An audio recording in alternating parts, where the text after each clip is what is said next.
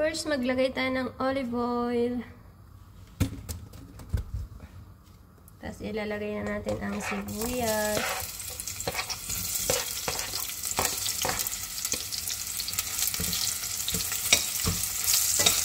Design lang natin to para lumabas yung aromatics niya.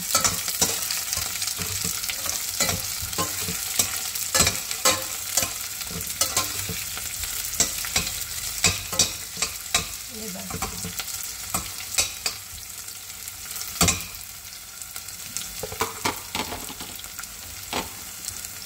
Isusunod natin dyan pag nag-aromatics na siya. Ito. Kamatis. Ginisang upo sa kamatis. Ang bango.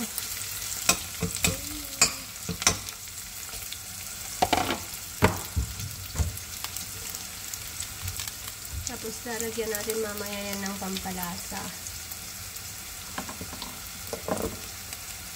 Ito yung magic syrup. Paminta. Tapos yung ating salt.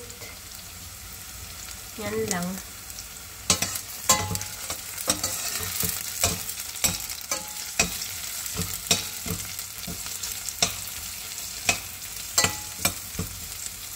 Lutuin lang natin saglit yung sibuyas tsaka bawang.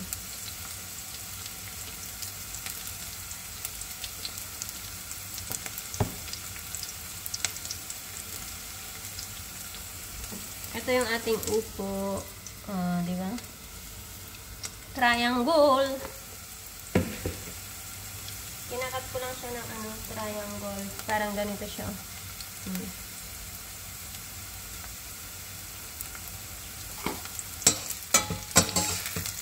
So, ayan, pwede na. Medyo nag-brown na yung mga bawang. Ilalagay ko na itong kamatis.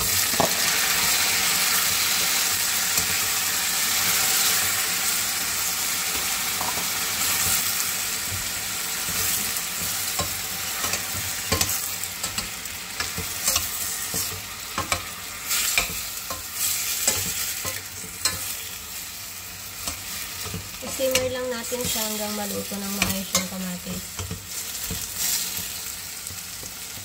Lalamugin lang natin yung kamatis konti para magtubig. Lalamugin. Lalamugin natin ang kamatis. Habang nilalamog natin yung kamatis, maglagay na tayo ng pampalasa.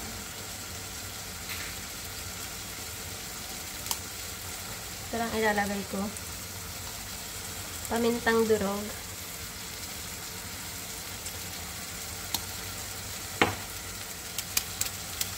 Magic.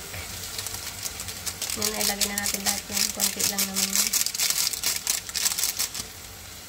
Tapos, counting asin lang. Konti lang. Yan, tama na yan. What?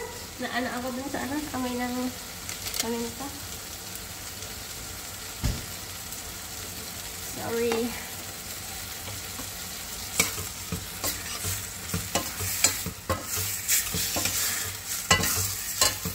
Pag magluluto tayo ng ganito guys, wag na kayong mag-add ng water. Kasi yung kamatis, nagwa-water yan. Nagtutubig yan. As you can see. Tapos yung upo, magtutubig din yun. Kaya naamoy ko na siya. Mabango niya. Mabango siya.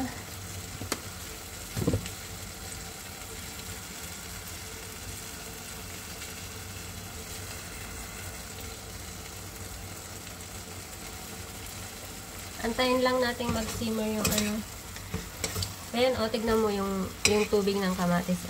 Diba?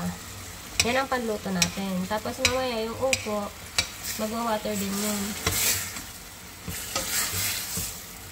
Ayan. So, kapag ganyan na yung kamatis,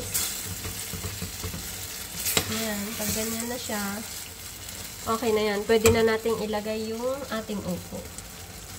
Madali lang ito lutuin guys. Pang madali ang ulam natin.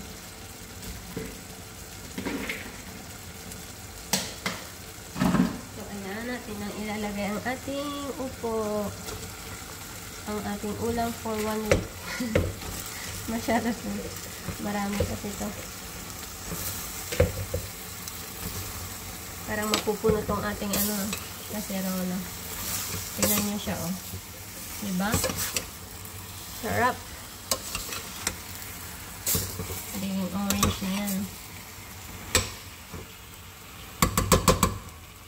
Diba? May ilalagay sa kanan dito.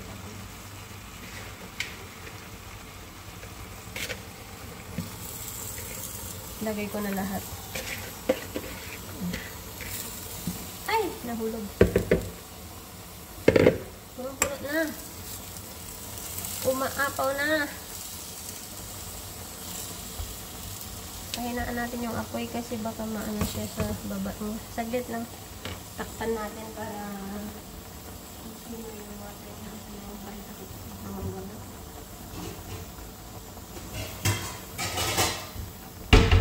Ayan. Takpan ko muna guys. Lutuin muna natin siya. In low fire.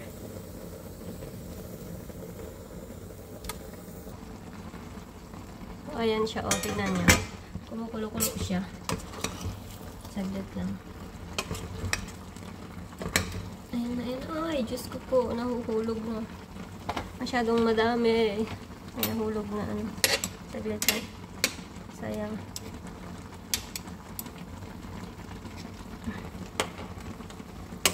Kailangan natin dahan-dahanin. Nakadami tayo ng puto. Ayun, ako makulo.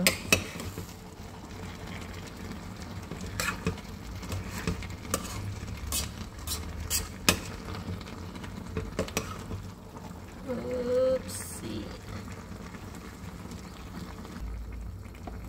So, ayan guys, as you can see, oh, nag-water na siya, oh, diba? Oh. Ayan yung sabaw niya. Orange na orange, diba? Sarap. O, diba kanina umaapaw, ngayon kalubog na.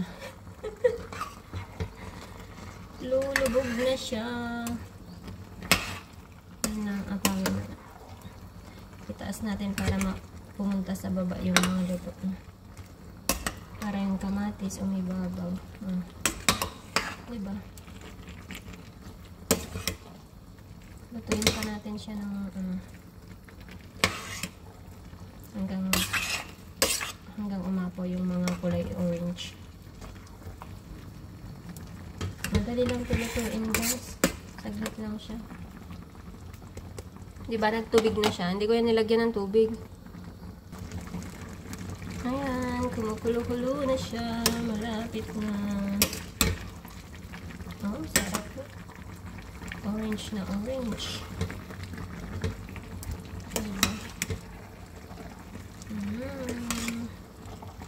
Naaamoy ko na. Sarap nito sa kanin. Lalo na pag malamig na siya. Pag mainit siya, hindi mo siya masyadong malalasahan. Pag malamig ng konti, ganun masarap.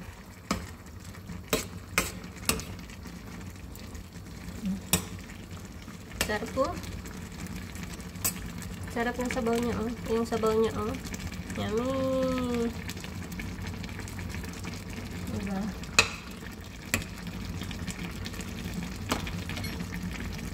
Takpan muna natin hanggang malamog yung ating upo.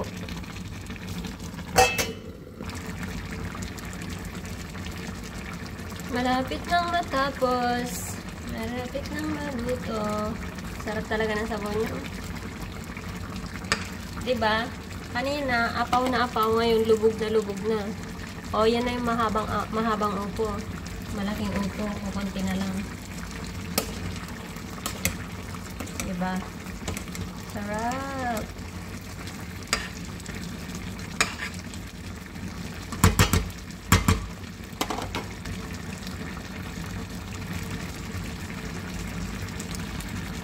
As you can see guys, hindi po ako naglagay ng tubig yan. Pero tignan nyo naman, may sabaw na siya. Diba? So, ayan, luto na ang ating upo sa kamatis. Ginisang upo sa kamatis. Ang sarap ng sabaw niyo. Ang purong-purong kamatis. So, ayan guys. Luto na. It's ready to serve. Diba? Luto na ang ating upo. Ready to serve na siya guys. Diba? Pinatay ko na yung apoy kasi pag sobrang lamog mamaya ano pa yan sa sobrang init na. Sarap na yung sabaw niya talaga. Diba? Lagyan ko lang yan ng magic sarap, paminta at asin. Okay, we're done. Bye!